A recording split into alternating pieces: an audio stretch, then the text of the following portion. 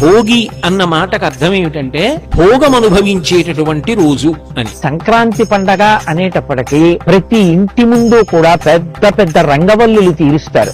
తీర్చి గొబ్బిళ్లు పెట్టి కన్యపిల్లలందరూ కూడా ఆ గొబ్బిళ్ల చుట్టూ తిరుగుతూ వారికి ఉత్తముడైనటువంటి భర్త లభించాలని, అలాగే హరిదాసులు చేతిలో ఆ తంబురా పట్టుకుని హరినామ సంకీర్తనం చేస్తూ ఒక కొత్త శోభని ఆవిష్కరించేటటువంటి కాలం. మూడవది కనుమ.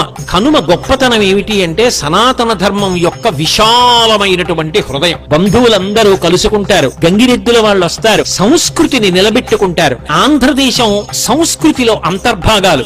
ఏదైనా పాడు చేసుకోవచ్చు, కానీ ఎవ్వరూ కూడా తమ సంస్కృతిని పాడు చేసుకోకూడదు. ఈ భోగి, మకర సంక్రమణము, కనుమ అనపడేటటువంటి ముప్పేటగా జరిగే పండగ త్రివేణి సంగమం. సంస్కృతికి పట్టాభిషేకం చేసే పండగలు, పరదేవత యొక్క అనుగ్రహానికి పొందడానికి వీలైన పండగలు. కాబట్టి చక్కగా మనందరం కూడా భోగి, సంక్రాంతి, కనుమ పండగలు అలా చేసుకుందాం.